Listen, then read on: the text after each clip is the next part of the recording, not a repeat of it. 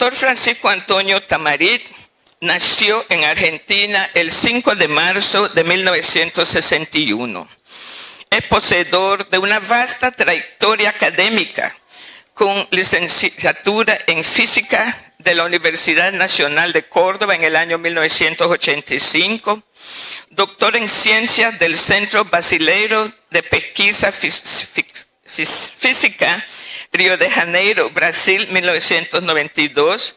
Es profesor titular del Departamento de Física de la Facultad de Matemática, Astronomía, Física y Computación de la Universidad Nacional de Córdoba e investigador principal del Consejo Nacional de Investigaciones Científicas y Técnicas de Argentina, el CONICET, desempeñándose en el Instituto de Investigación de la Física Enrique Gaviola.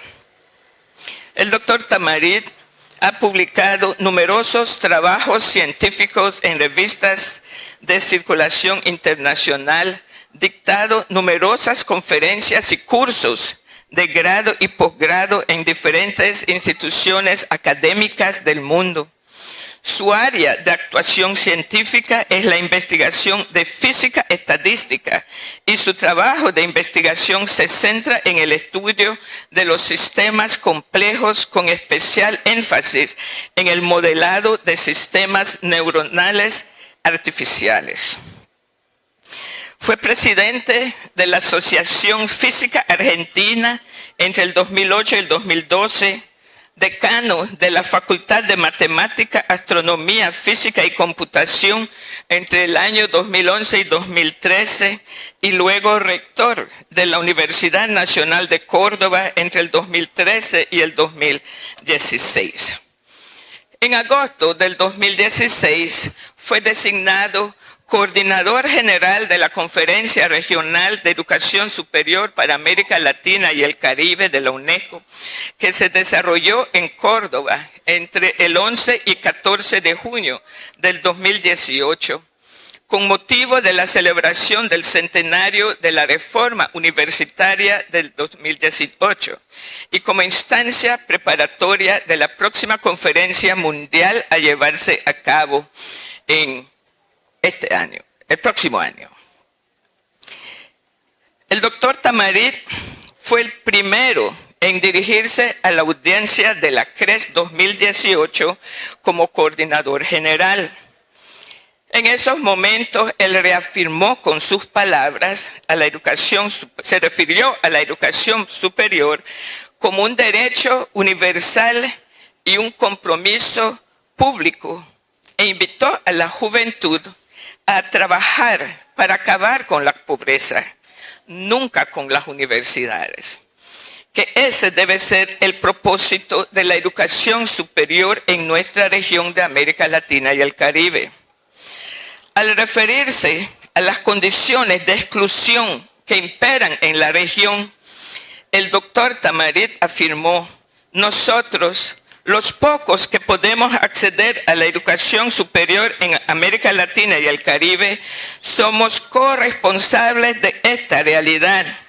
En las regiones más prósperas, las instituciones de educación superior fueron y son fundamentales para encontrar las respuestas de las naciones cuando buscaron el desarrollo y el bienestar colectivo.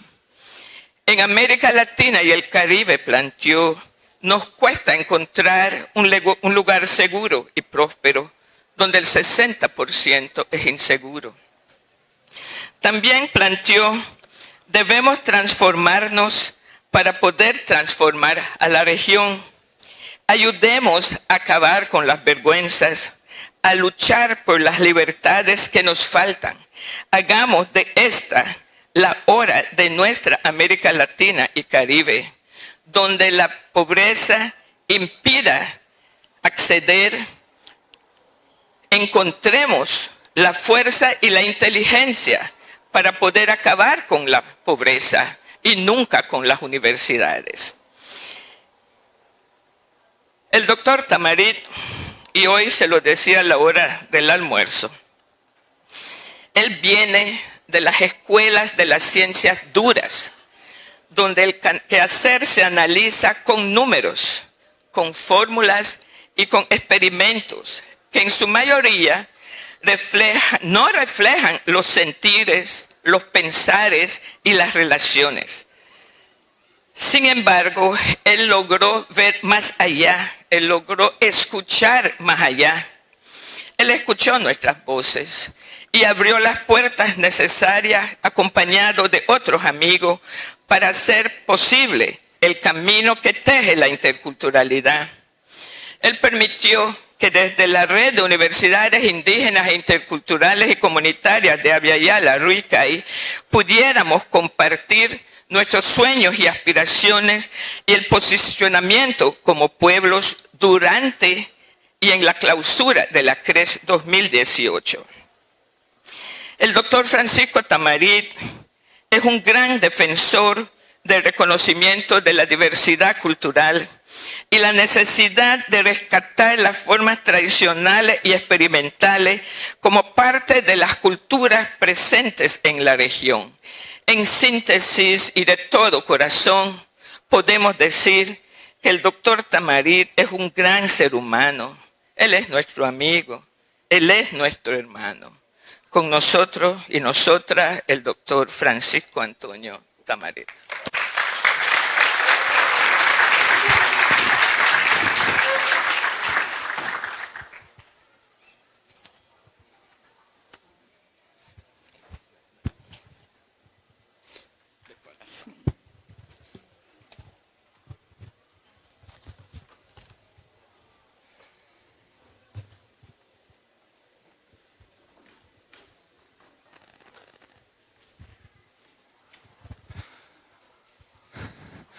Muy buenas tardes a todas y a todos, queridos amigos y amigas, hermanas, hermanos. Todavía estoy muy emocionado por las palabras de Alta. Quiero comenzar agradeciendo profundamente esta invitación que sabe Alta estuvo mucho tiempo postergada por problemas de trabajo, de agenda, pero que era una necesidad espiritual para mí. Porque a través de Alta y de muchos hermanos que están aquí, de muchas hermanas, tuve la oportunidad, ya avanzada, ya siendo poco joven, por así decirlo, de conocer el trabajo maravilloso que muchísimas instituciones realizan en lo más profundo de nuestra América y de nuestro Caribe. Y en particular, quiero reconocer públicamente, diría en nombre de toda la comunidad de nuestra región, el trabajo que Huracán realiza, no solo aquí en el territorio, sino llevando la voz de la interculturalidad, la voz de la mayor riqueza que tenemos en el continente, para que en otras latitudes las instituciones tradicionales de educación superior tomen conciencia de la necesidad de transformarnos para transformar este continente. Es una alegría enorme estar aquí en Ciuna, un lugar cargado de historia para los pueblos de América Latina y el Caribe. Y poder estar conociendo su gente, conociendo sus pueblos, visitando la ciudad, no puedo menos que reconocer la lucha de nuestros pueblos por nuestra emancipación y por nuestra libertad. Que tantos millones de vidas costara, que tanto sufrimiento trajera a nuestros pueblos, no desde hace poco, sino desde hace muchos y muchos siglos. Por eso quiero agradecer especialmente el reconocimiento también del alcalde de Otilio, porque voy a llevar esta distinción como un regalo para mi corazón por toda la vida. Quiero agradecer a todos los que me atienden también aquí en Ciuna. Los podría nombrar, pero seguramente me olvidaría, así que para no cometer ninguna omisión involuntaria, vaya mi gratitud a todos los que me están enseñando tanto en este viaje por Ciuna. Muy especialmente agradezco a la universidad, en la persona de su rectora, y a la red Ruicay. Sin duda, una de las experiencias más importantes que hemos tenido en nuestra región. Felicitaciones a todos los integrantes de Huracán y de Ruicay por ese trabajo magnífico, humilde, pero potente, generoso, que realizan cada día desde tantos lugares distintos.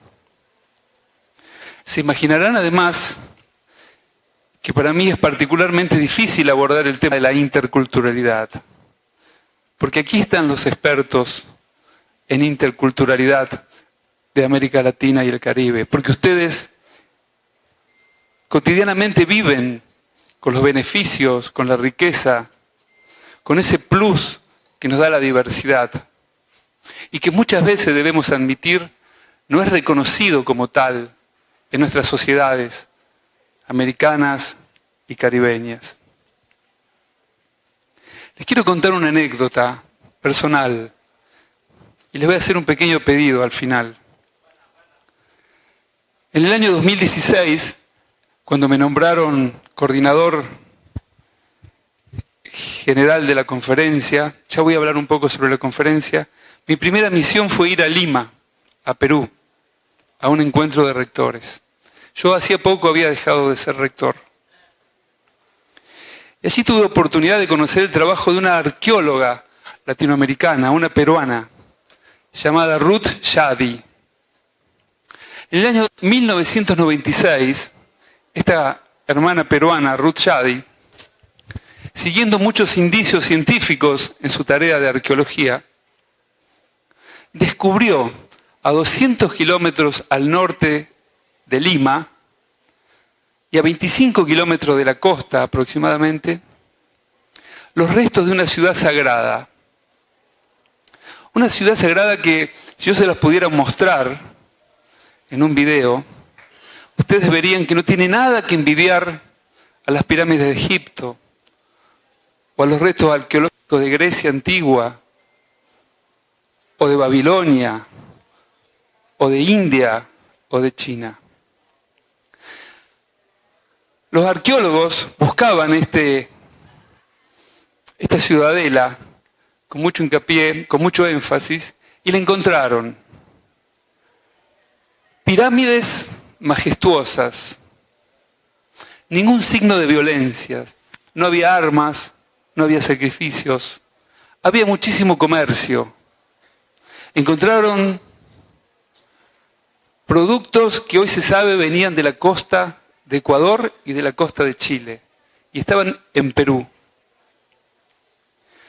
Pero lo más interesante es que cuando fueron a datar los arqueólogos estos objetos, descubrieron que esta civilización había tenido su auge en el año 3000 antes de Cristo. O sea, en América Latina, en Perú, en el año 3000 antes de Cristo, hace 5000 años, existía lo que los antropólogos llaman una civilización. Tapó cuidadosamente sus pirámides, a propósito para que nadie la descubriese. Y aquella visita que tuve oportunidad de hacer a Caral, ese es el nombre del sitio, Caral. Caral sobre el río Supe. Aquella visita fue un shock emocional para mí, porque yo que había sido formado en una universidad convencional, tradicional, y que había ido a escuelas convencionales y tradicionales, descubrí de golpe cómo nosotros mismos nos negamos a nosotros mismos el legado de nuestra propia cultura. Yo no sé si les pasó a ustedes, pero seguramente cuando estudiaron historia antigua, en la escuela primaria, secundaria, les deben haber hablado que había 5 grandes civilizaciones. La griega, micénica, la mesopotámica, la egipcia, la india y la china. Y esta pequeña anécdota que yo les cuento, con el pedido expreso de que algún día busquen en la internet sobre datos, videos, fotos, historias sobre esta cultura, me hizo dar cuenta de cuán poco la educación tradicional y convencional valora la cultura en que vivimos. Cómo a lo largo de 5 siglos hemos sido incapaces de construir una cultura de respeto mutuo, una cultura de respeto a la multinacionalidad. Y también descubrí que yo, como académico, primero como estudiante, después como estudiante de doctorado, como un joven investigador, ahora como un profesor titular, descubrí que yo también tenía parte de responsabilidad en este estado de cosas en que vivimos en nuestro continente. No es casual que vivamos en un continente que le ha dado al mundo las cosas quizá más importantes y que todavía posee lo que el mundo más necesita. Le brindamos el alimento que sacó a millones de personas de la pobreza, le brindamos el oro, la plata, y lo seguimos brindando, pero le brindamos el alimento que muchas veces falta en la mesa de nuestras hermanas y nuestros hermanos. Y a pesar de ser un continente tan rico, tenemos que admitir que somos un continente lleno de vergüenzas. En América Latina vivimos el 8% de los habitantes del planeta. Y sin embargo, el 42% de los asesinatos violentos del mundo se cometen en América Latina y el Caribe. Y no tenemos guerras, nos dicen. Y tenemos indicadores terribles. Y tenemos marginados. Y tenemos desplazados. Y tenemos pobres. Y tenemos que admitir que la universidad no es ajena a esta responsabilidad. Porque en estos 500 años, en vez de ocuparse de transformar esta sociedad, de generar condiciones de equidad, de buen vivir, en vez de ocuparse de mejorar la calidad de vida de nuestra gente, la universidad que conocemos, y no me refiero a ustedes, me refiero a ese modelo hegemónico que pretende explicarnos que hay una única forma de acceder al conocimiento, esa universidad que se creyó que tenía la responsabilidad de formar élites, que dio la espalda a las necesidades de sus pueblos, que fue cómplice de las mayores masacres, de los genocidios, de los imperialismos, de los colonialismos. Esa universidad, debemos admitirlo, hoy tiene una enorme deuda con nuestros pueblos. Y somos parte del mundo de la Universidad de América Latina y el Caribe. Habiendo sido coordinador, he tenido la oportunidad de recorrer casi todos los países y muchos rincones, como estoy llegando hoy a la costa del Caribe nicaragüense. Y créanme que a donde vamos hay una universidad profundamente comprometida con su territorio. América Latina puede estar orgullosa, y el Caribe también, del compromiso que hoy los universitarios tienen con su territorio. Pero eso no alcanza, eso no es suficiente. Hoy la universidad superior, la educación superior, tal cual nosotros la disfrutamos, la vivimos, la transmitimos y la conocemos, está en un peligro de extinción. Créanme.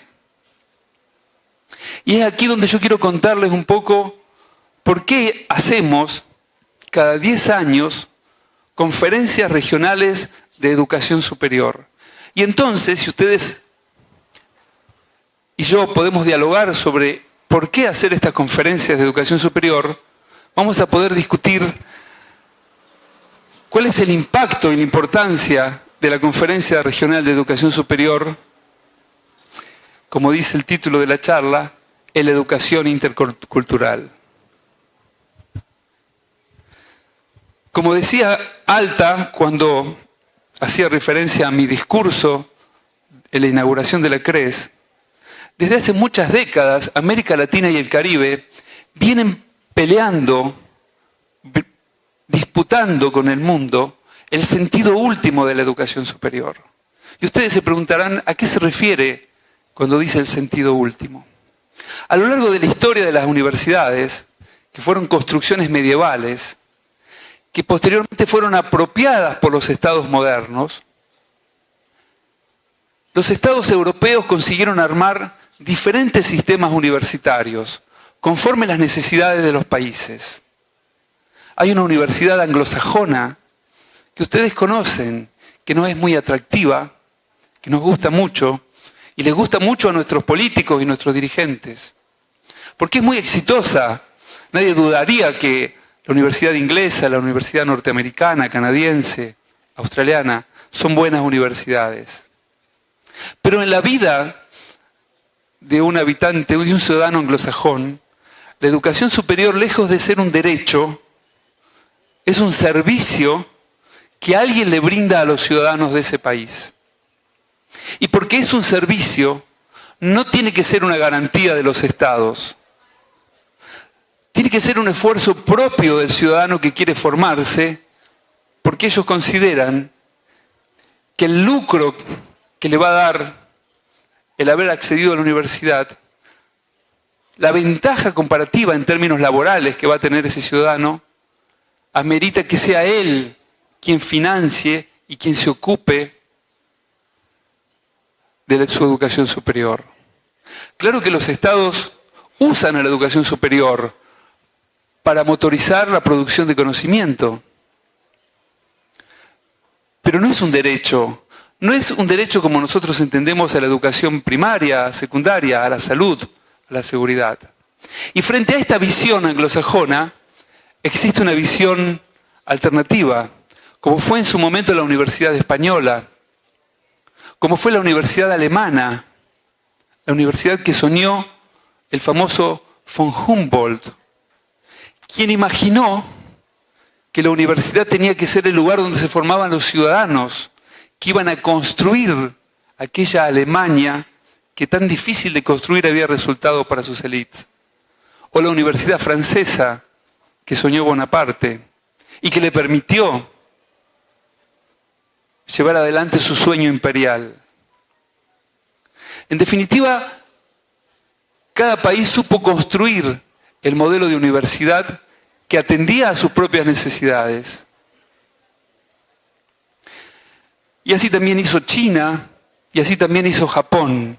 Y son dos ejemplos muy importantes los de China y Japón, porque ellos consiguieron sincretizar, unificar todo lo que le aportó Occidente con toda la tradición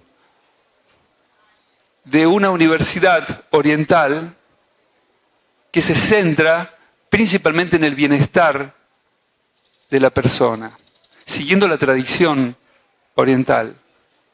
Pero América Latina no tuvo todavía esa capacidad de construir una universidad propia, idiosincrática y que atienda a las necesidades de nuestros pueblos. Pero esto no significa que cada universidad aisladamente no lo haga.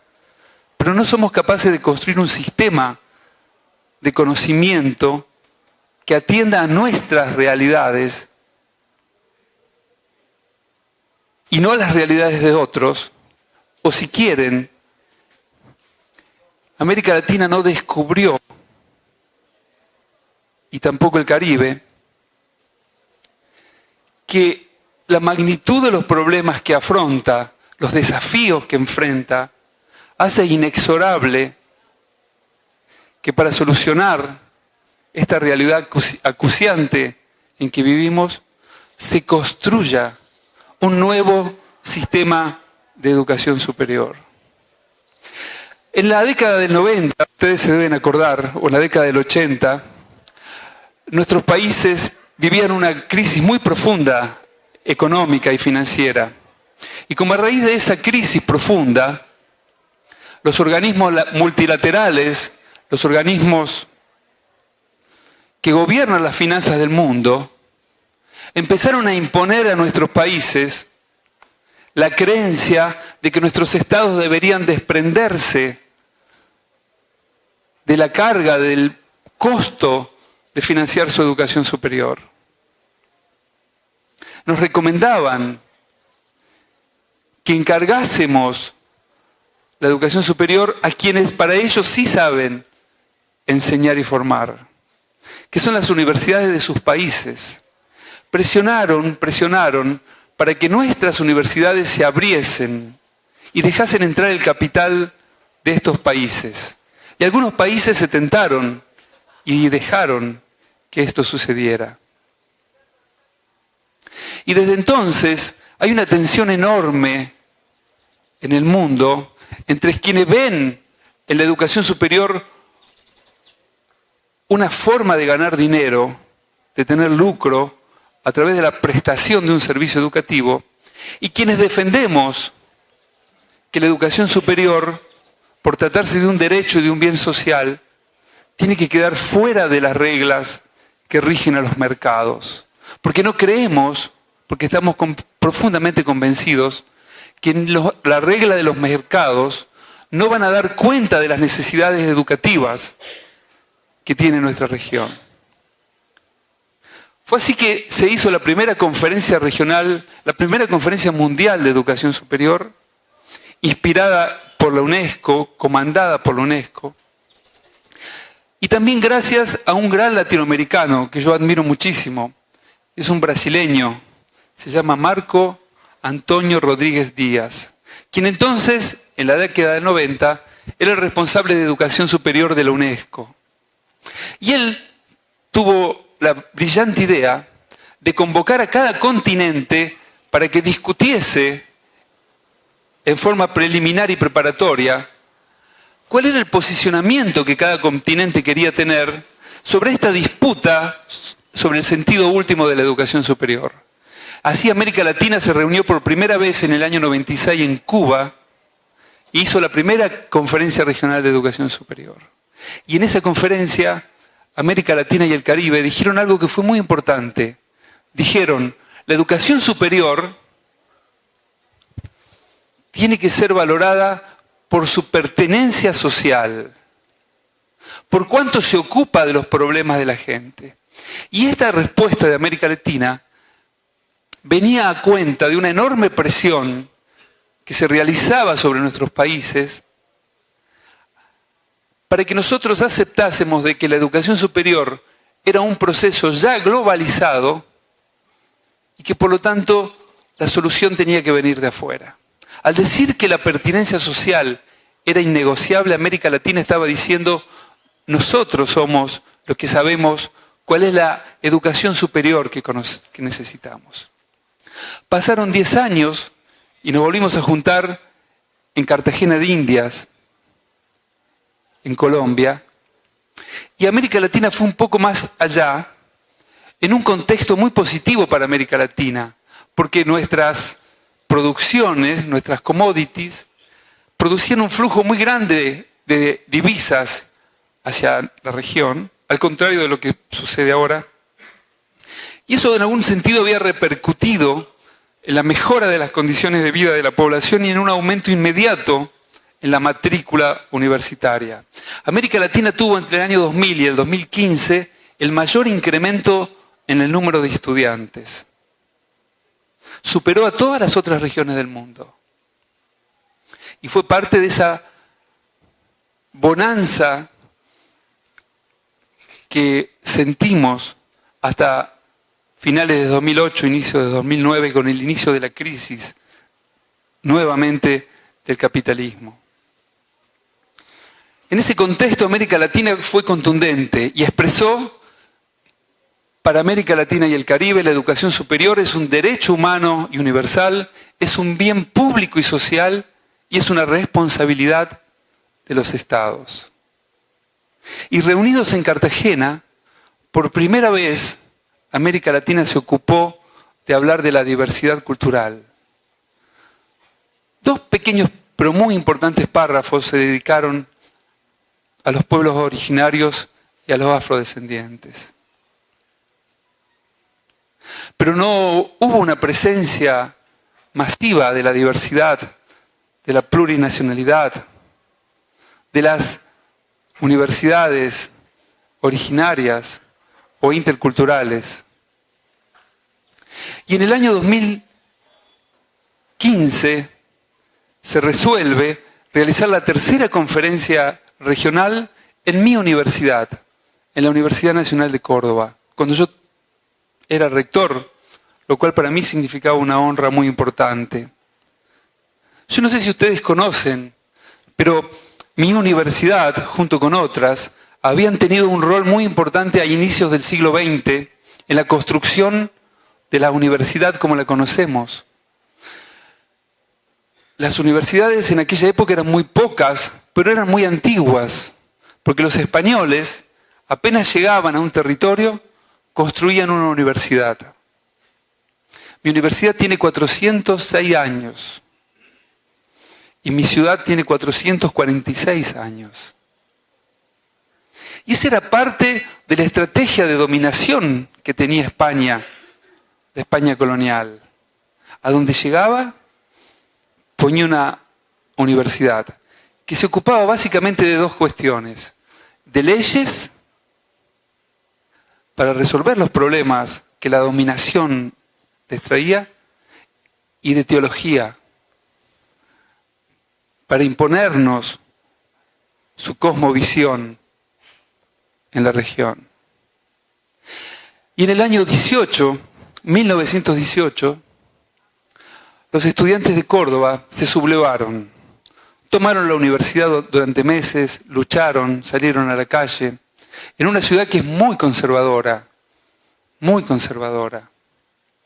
distinta a la Buenos Aires, que quizás ustedes conozcan más que Córdoba, porque es nuestra capital y es una ciudad muy cosmopolita.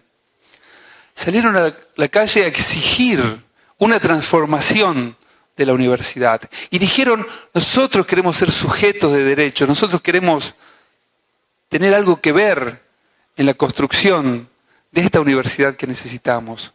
Y dijeron una frase para mí maravillosa, porque quizás fueron los primeros que la tomaron después que el gran sueño de la patria grande había muerto. Cuando nuestros países resolvieron atomizarse, dividirse, en vez de construir una gran patria, sobrevinieron décadas y décadas de guerras civiles, de luchas, de disputas. Y en 1918, los jóvenes cordobeses, que en realidad eran de todos lados, porque en Córdoba estudiaban jóvenes de Bolivia, de Paraguay, de Uruguay, de Chile, y jóvenes también de mi país. Y ellos dijeron, esta es la hora de América. América Latina necesita de una universidad pensada para América Latina. Fíjese qué importante que cuando habían pasado 100 años aproximadamente desde que habíamos construido nuestras naciones, y hoy, habiendo pasado 100 años, qué importante poner en perspectiva que fuesen los jóvenes estudiantes y no los profesores, no los investigadores, no los religiosos, no nuestras élites políticas o empresariales, ni siquiera los trabajadores, que en ese momento venían realizando una lucha gremial muy importante en América Latina, dividido entre socialistas y anarquistas. Fueron los jóvenes, esos jóvenes privilegiados, como muchos de ustedes, que hoy tienen la oportunidad de acceder a la educación pública, quienes nos dijeron en 1918 que era necesario construir una universidad latinoamericanista, que no podíamos más escapar a la responsabilidad que nos cabía. Hay algo muy interesante en esto, porque cuando ellos hablaban de construir un sistema universitario, todavía Europa estaba asfixiada en guerras y vendrían todavía casi 30 años más de guerra en Europa. Pero cuando Europa salió de la guerra, lo primero que descubrió es que si quería acabar con el Holocausto para siempre, tenía que involucrar al mundo del conocimiento en el proceso de integración que llevaba adelante y tenía que respetar la diversidad cultural que la constituye. Europa, que había exportado tanta guerra, tanto odio, que había elegido combatir en nuestros territorios, entendió que el mundo del conocimiento tenía que ser la llave que la llevaría a superar tantos siglos de desencuentro. Y paradójicamente,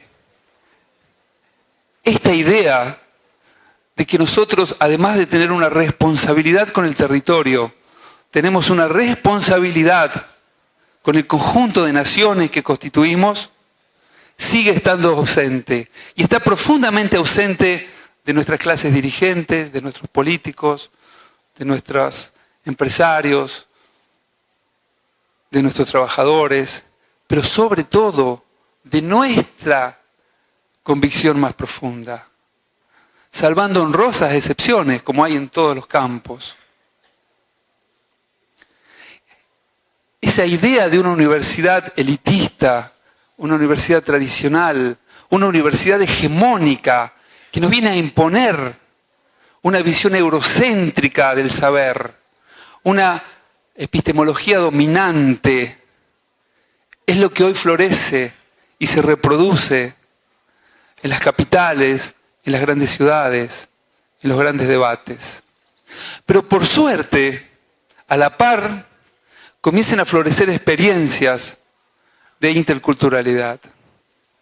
Experiencias que nos permiten rescatar eso que para muchos hay que tapar, pero que para muchos hay que potenciar. Esa capacidad que tenemos los latinoamericanos y los caribeños de vivir bien, aún en la adversidad, de adquirir saberes de muchas formas y de integrarlos, de reconocernos unos a otros, como hacen ustedes aquí. Y sin embargo, a pesar de que tenemos bien identificados los diagnósticos, sigue siendo imposible terminar de convencer a nuestra sociedad de que no hay un futuro posible para América Latina y el Caribe si no comenzamos por transformar esta universidad hegemónica, dominante, elitista, que tanto valoramos. Tenemos que dar cabida a una diversidad epistémica y cultural. Pero esto es fácil decirlo, pero es muy difícil hacerlo. Y ustedes lo hacen mejor que nadie. Ustedes que estudian, que enseñan aquí, ustedes que tienen cargos de dirección, nuestros distinguidos estudiantes del doctorado en estudios interculturales y otras experiencias equivalentes que hay en la región. Ahí está la semilla de la nueva universidad que hay que construir. Es común que nos tentemos, y lo digo yo que vengo de las ciencias duras, como dijo Alta, creyendo que tenemos que construir una universidad como Harvard, como Oxford, como París, como Roma. Pero no se confundan. Esa es la universidad que ellos necesitaron y que le hicieron muy bien. Pero no es la universidad que Ciuna precisa. No es la universidad que Ecuador precisa, que Colombia precisa, que Argentina precisa. ¿Somos capaces de abordar ese desafío? ¿O vamos a tomar este privilegio de haber accedido a la educación superior solo como una forma de sacar ventaja, de tener un mejor trabajo, de tener una mejor posición relativa en esta sociedad. Es que no nos vamos a conmover, es que vamos a seguir mirando para el costado, ocupados en nuestros estudios, cuando aquí y allá y más lejos, hacia el norte o hacia el sur, sabemos que convivimos con miseria, con los índices más escandalosos de miseria, en la periferia de nuestras ciudades, la miseria que sufren nuestros migrantes, la falta de derechos, la crisis de gobernabilidad, la debilidad de nuestras democracias, la insustentabilidad del modelo de desarrollo que nos presentan, que insiste en nuestro rol primario en la producción de bienes y servicios.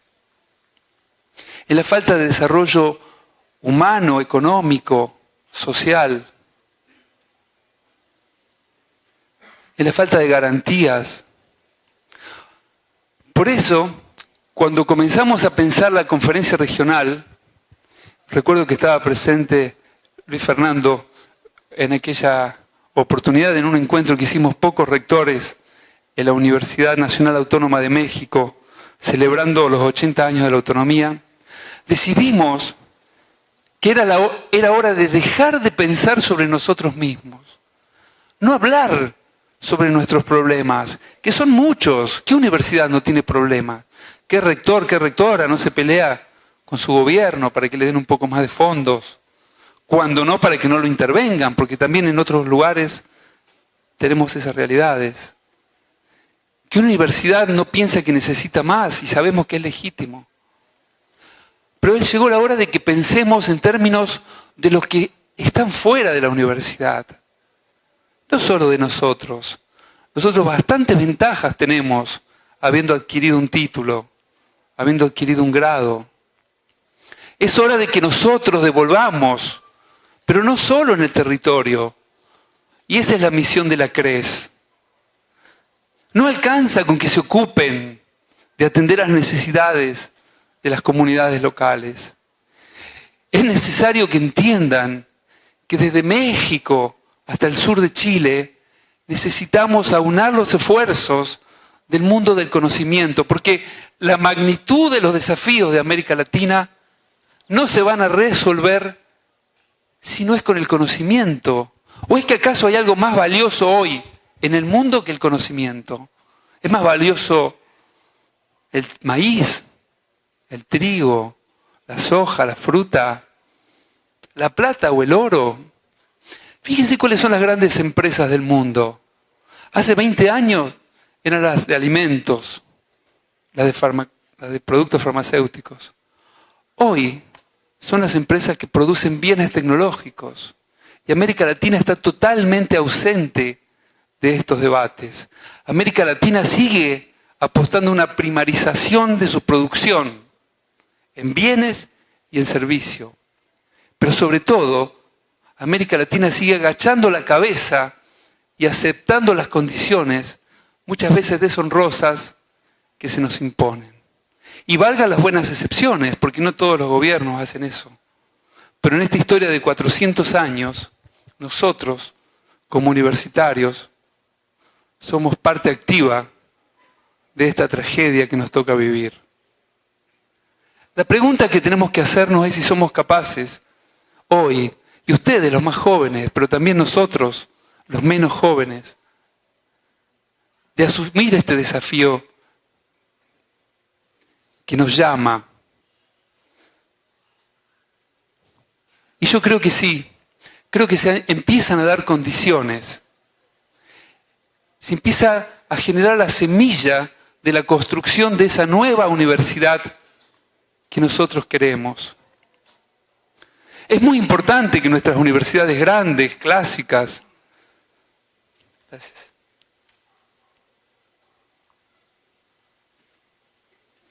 Es muy importante que ellas tengan su atención puesta también en la interculturalidad, que tengan programas de interculturalidad, que se revisen las prácticas, que se ocupen de ser mucho más respetuoso. Pero como se dijo en la CRES, cuando las universidades de los pueblos originarios cerraron la CRES, eso no alcanza.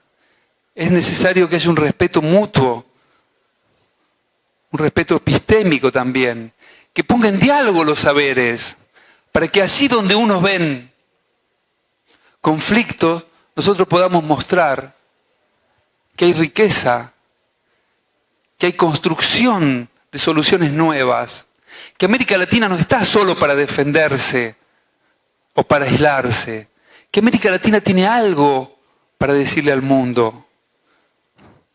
Y que cada una de nuestras comunidades originarias, con cada una de nuestras comunidades afrodescendientes, con cada una de nuestras culturas mestizas, construidas con la contribución también de los europeos, tiene algo para aportar. Yo creo que en el futuro,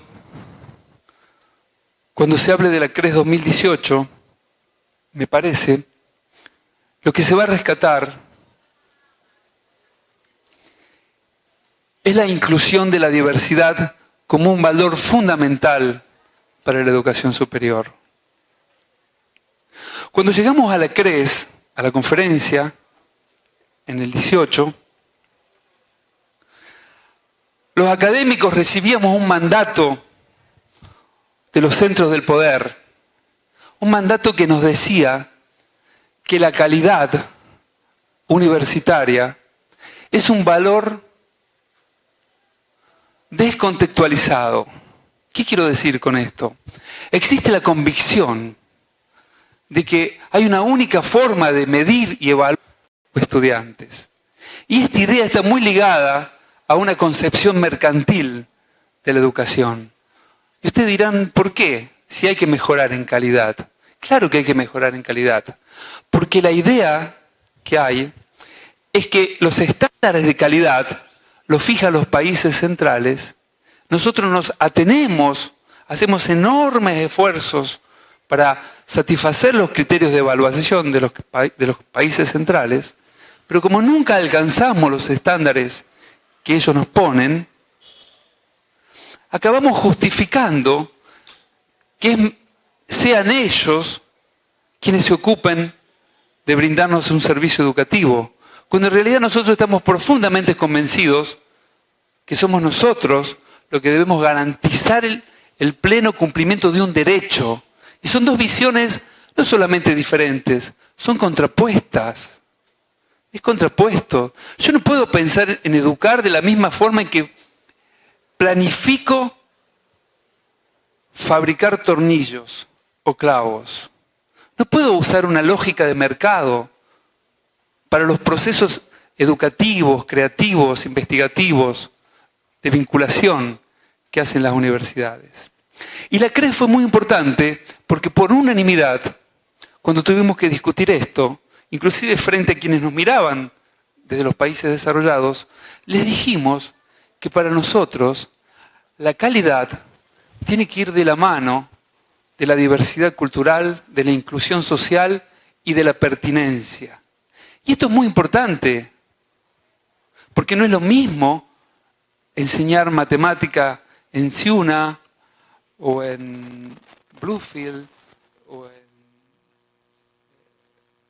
en Nueva Guinea, para poner algún ejemplo, que enseñar en Roma, en Seúl, en Japón, como nos quieren hacer creer. Por eso digo,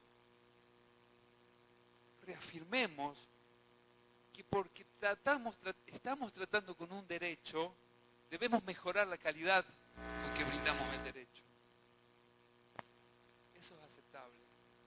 Pero no permitamos nunca que nos quieran hacer creer que tenemos que aplicar los criterios de calidad y de eficiencia propios del mercado a nuestro quehacer universitario. Esta fue una respuesta contundente de nuestra conferencia. Está en la declaración, está escrita también plan de acción. Repensemos. Construyamos nuevamente una idea de calidad, pero que sea la calidad que incluya, que respete la diversidad y que se ocupe los problemas.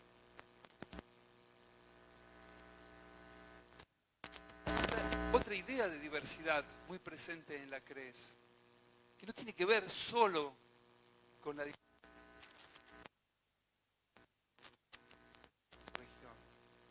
tiene también con el respeto a la diversidad institucional.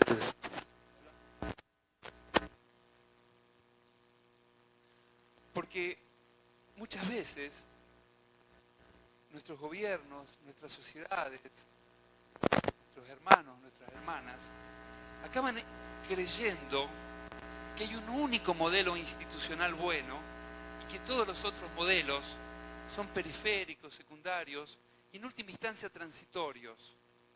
Todos en Nicaragua deberíamos parecernos a la Universidad Nacional Autónoma de Nicaragua, en este pensamiento.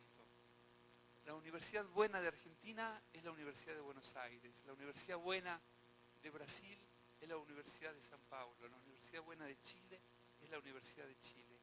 Esta concepción encierra el núcleo de lo más pernicioso que tenemos los académicos en nuestra cabeza, que es ese eurocentrismo tan ingenuo, pero tan profundamente arraigado. Me gusta mucho hacer referencia a nuestros sistemas científicos y tecnológicos, porque ahí es mucho más obvio que cuando enseñamos y cuando educamos, de cómo el eurocentrismo nos impide asumir el desafío de construir una nueva agenda para el conocimiento en América Latina y el Caribe, que no tiene que dejar de lado a nadie, que tiene que incluir los saberes afrodescendientes, los saberes originarios, y también tiene que incluir los saberes que supimos atesorar en las universidades clásicas en estos años. Y digo esto porque fíjense que en América Latina y el Caribe se hacen enormes esfuerzos por internacionalizar la educación superior, pero cuando se habla de internacionalizar la educación superior, se piensa en ponerla en sincronía con las universidades de Europa,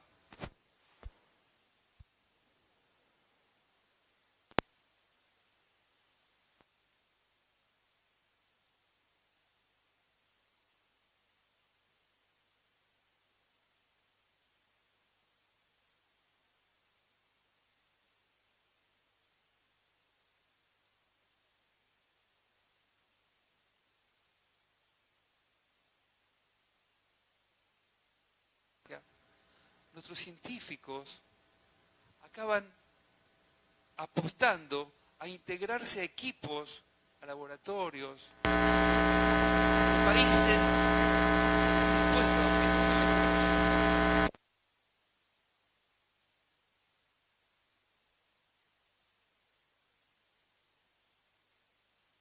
La agenda de ciencia. Voy a contar un dato. No quiero abundar con estadística, pero ustedes saben que Europa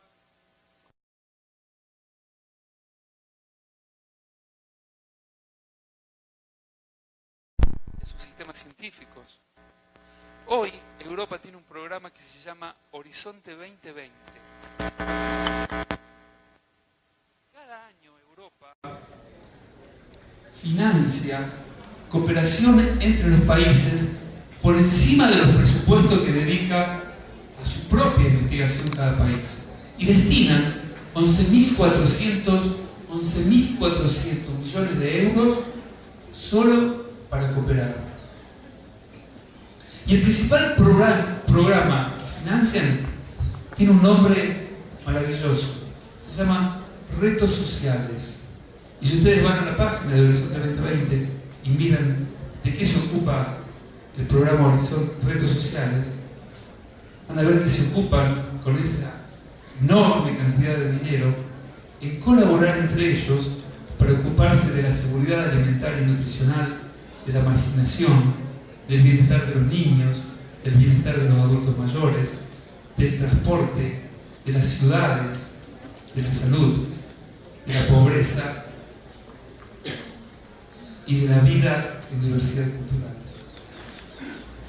Qué terrible que ellos, que para nosotros son un modelo que muchas veces queremos seguir, invierten 11.400 millones de euros para estudiar estos problemas. Y nosotros, que somos el continente donde estos problemas más se ven, donde más sufrimos la falta de ciudades inteligentes, la falta de soberanía alimenticia, la falta de derechos, donde nuestros niños no alcanzan los estándares adecuados, donde nuestros adultos mayores no viven con la tranquilidad y seguridad que deberían, que nosotros no destinemos absolutamente nada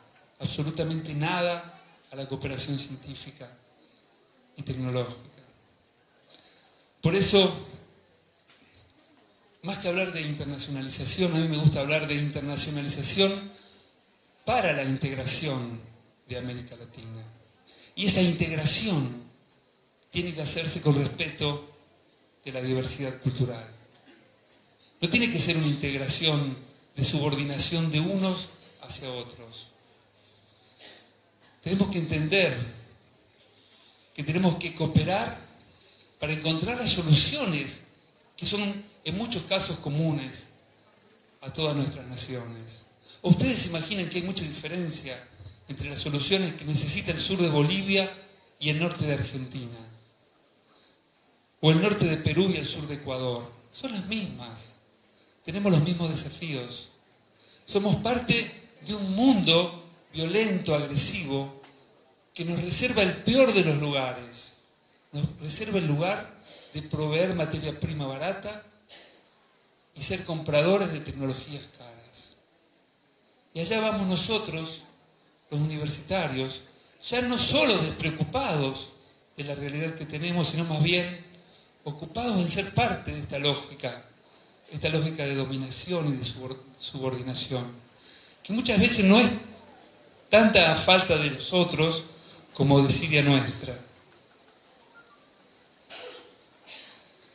Como les decía hace un ratito, a mí me gustaría que la CRES quede en el recuerdo de todos como la CRES de la diversidad. Pero no por lo que dijimos, porque decir cosas bonitas es propio de latinoamericanos. Eso es algo que aprendí de convivir mucho con nuestros amigos caribeños. Nuestros amigos caribeños, y acá debe haber muchos caribeños angloparlantes, siempre nos reclaman a los latinoamericanos que carecemos de cualquier cuota sana mínima de cierto compromiso con lo que decimos. Nos pasamos la vida discutiendo cómo vamos a empezar a transformar, pero en realidad no transformamos nada. Es necesario que cuando se haga la próxima conferencia, en el año 2028, vaya uno a saber a dónde será, hayamos dado los pasos iniciales en la transformación de esta universidad latinoamericana y caribeña. Y para eso necesitamos una integración institucional, una potenciación de la cooperación sur-sur y la inclusión de la diversidad cultural y la multiplicidad de saberes en la agenda del mundo del conocimiento. Si no hiciéramos esto, dentro de 10 años vamos a ser cuestionados. Vamos a ser cuestionados, porque los diagnósticos están, porque la realidad es clara. Solo falta que nos atrevamos a transformar. Y en ese sentido quiero por un momento dejar de ser tan autocrítico con América Latina y el Caribe para decirle que aquí están mis amigos con quienes yo aprendo desde mi Universidad Tradicional Nacional de Córdoba, con quienes yo aprendo, porque tengo poco para aportar, sobre cómo tenemos que construir esa nueva universidad de América Latina y el Caribe. Y les quiero pedir a ustedes, las jóvenes, los jóvenes que hoy nos acompañan, que están acá con este calor, escuchándome, quiero pedirles que nunca olviden que aparte de tener un compromiso con ustedes mismos, con sus familias, de tener un compromiso con su región, con su país, ustedes también tienen un compromiso con América Latina y el Caribe. Y que si queremos dentro de algunas décadas decir con orgullo que dejamos atrás tanta miseria, necesitamos que ustedes empiecen desde jóvenes a comandar este proceso de transformación de nuestra educación superior. Muchas gracias.